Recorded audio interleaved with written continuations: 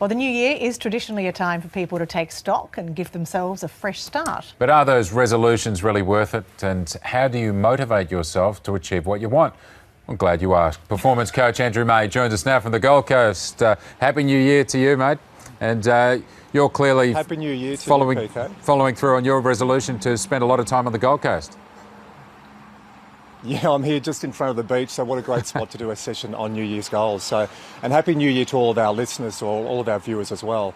And interesting, Meghan Markle has been saying recently, I think she's right, that New Year's goal setting doesn't work for her. So if it doesn't work for a future princess, I think we need to look at New Year's goal setting and the approach for all of us.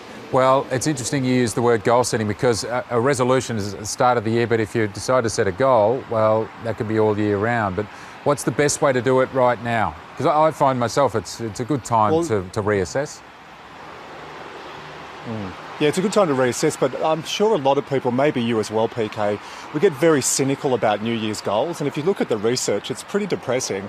After 2 weeks, when people set those New Year's goals, you know, the fireworks crackle, hiss and bang, we grab the person next to us and say, Happy New Year, and that voice inside our head tends to start. And it's the same year after year for sometimes a decade, 15 years. And it goes like this.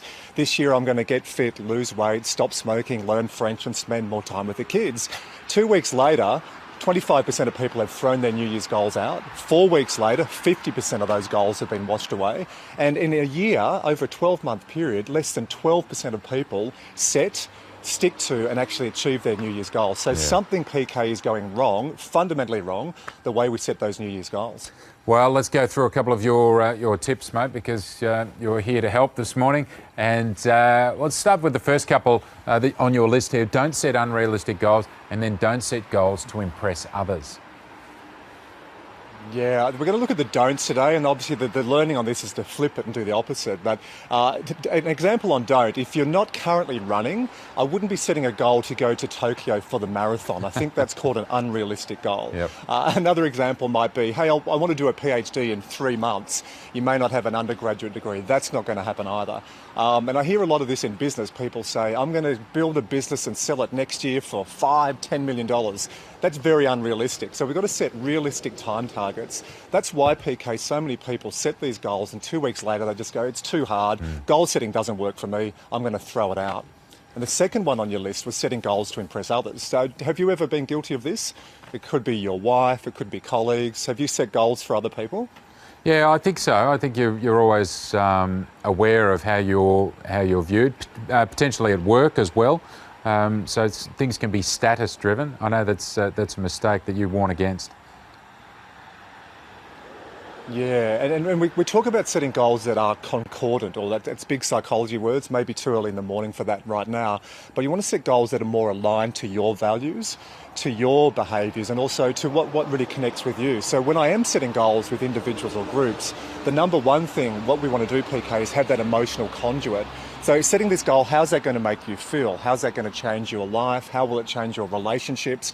How might that change your career? So set goals that are connected to you, not for others. That's a really big one. And the third one we had on our list was unrealistic timeframes. Now, a number of years ago, my parents still laugh about this. I bought a house in Hobart. I was a struggling, fairly poor middle distance runner.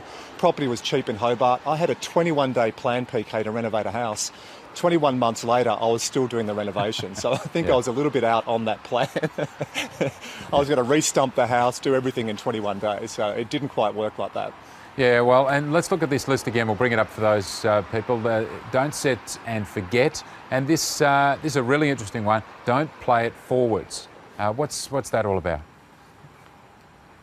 Well, don't set and forget is the opposite to what financial experts tell us, especially with blue chip stocks. You know, go buy blue chip shares, get a dividend reinvestment plan and forget about it.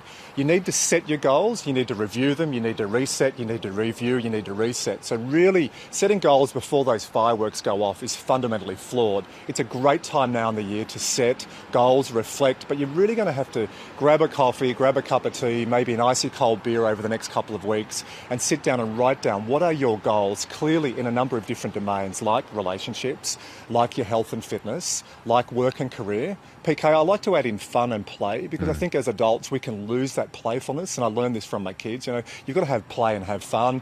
I'd also put in there financial goals as well, so they tend to be the key domains. And that final point you had on the screen there as well was don't play it forward. We need to es rever Irene Igni. Now, I've got this really weird ability, PK. I can speak backwards That is as weird. quickly as I can speak forwards. It's a totally useless skill.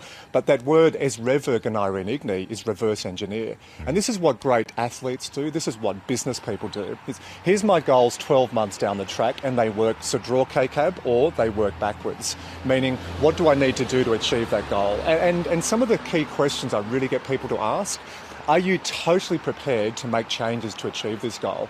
How is it going to make you feel achieving this goal? What changes or what support do you need to have in your current life as well? So you can see it's a lot more than just sort of firecrackers, and they were beautiful here at Broadbeach as well the other night. But when the fireworks go off and that little voice, this year I'm going to get fit, lose weight, stop smoking, learn French, spend more time with the kids, to set goals that are lasting, and they need to be meaningful. And I think that's the key takeout from this: meaningful goals that mean a lot to you and those around you. Very good. Well, started off well, Andrew, with the help, and we'll stay in contact through the year, mate, and you can help us all get fit as well. Thank you. What are your goals for the year, PK? Have you got some goals for the year? Less social media and stay healthy. Maybe get a bit fitter with your help. Let's social media.